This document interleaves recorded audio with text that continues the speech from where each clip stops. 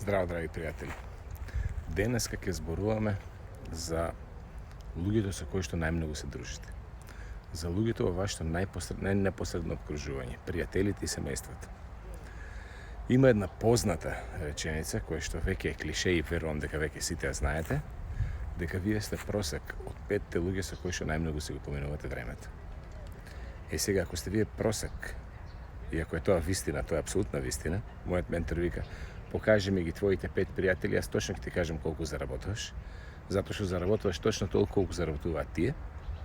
Тогаш се поставува едно многу логично прашање. Ако сте вие просек од 5 души со кои што најмногу се поминувате времето, дали вие треба да сте во средината на овие 5 души, најпаметните од тие 5 души или најнепаметните?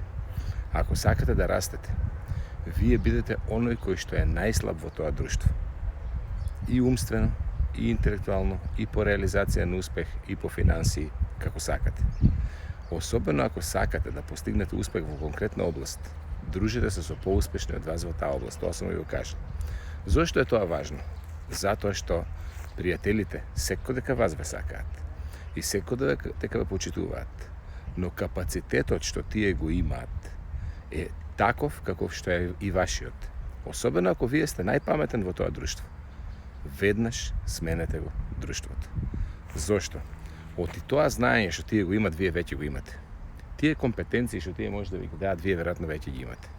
Тоа значи дека не растете, туку стагнирате. И уште нешто. Ако пријателите немат амбиции, а вие имате, пријателите ќе се обидат на подсвесно ниво да ви ги убиете амбициите. Ќе ви го објаснам тоа низ еден прост пример. Ако вие денеска се спремете да одите на некоја едукација некаде, кај што треба да платите, да речеме 500 евра за едукацијата, пријателите многу лесно можат да ве разубедат тие пари да ги даете за да отидете на 2 викенда во Халкидики. Зошто? Затоа што таму е поубаво, ќе се чувствувате покомфортно. Запамтете една работа. Тоа веќе и го напишав, мислам, на Facebook. Не се дружете со тие луѓе со кои што ви прават да ви е комфортно. Дружете се со тие луѓе кои што ќе ве вознемират до мера да си ги подигнете стандардите на живење и капацитетот на компетенција. Тоа е екстремно важно. Еве зошто. Ќе ви дам еден прост пример. Замислете дека ви се пие кафе и дека имате до вас еден непријател. Најголемиот ваш непријател. Некој кој што дури не знаете колку не ве сака. И тој човек, ако ви стави отров во кафето и ако вие го испиете тоа кафе, што ќе се случи со вас? Ако е смртоносен отровот? Нормално, ќе биде фатално тоа кафе.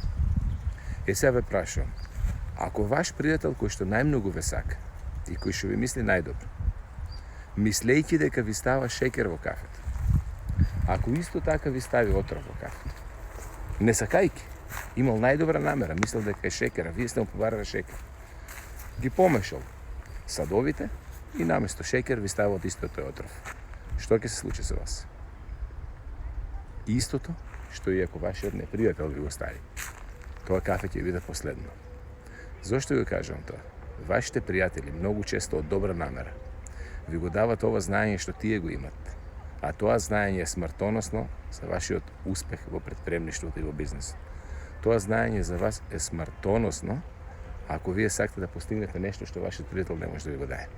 Сега, замислете колку пати во животот ви се случило ваши пријатели наместо вашите агенди да си го стварите што сте ги планирале, како што дадов пример, например, дојдете на некоја едукација некаде во странство и кај што треба да платите 1000 евра, колку пати ве разубедиле и ви кажале: а бај шо ќе ти е тоа, дојде со нас таму и таму. Колку пати вашите пријатели со мало мрднување со прст ве тргнале од патеката во која што вие во животот сте зацртали дека сакате да се движите. Само размислете. Само размислете колку пати мене, пред да тргнам да трчам во паркот, ми се јавил некој пријател, ме викнал на кафе и јас веднаш сум го откажал трчањето во паркот.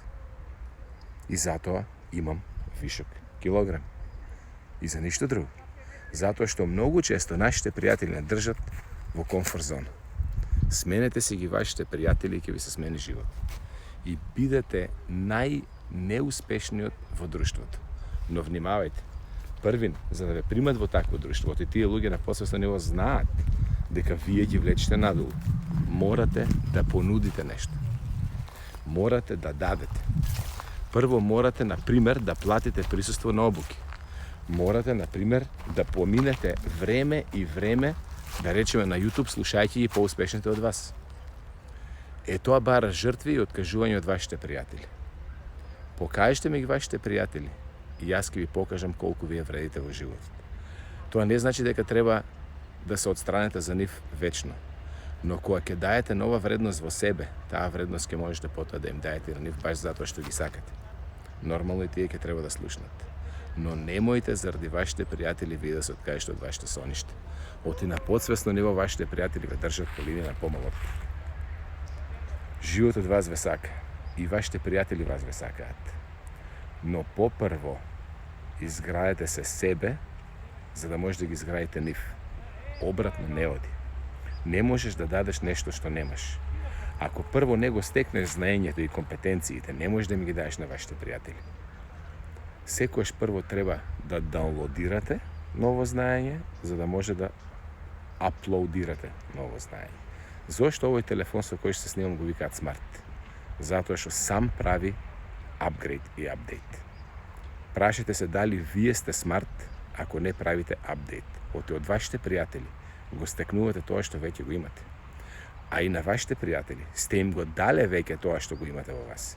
Ако не стекнете од нови покомпетентни луѓе ваше знаење ново и да си ги сакате вашите пријатели, и вие не им мислите добро. Се гледаме утре.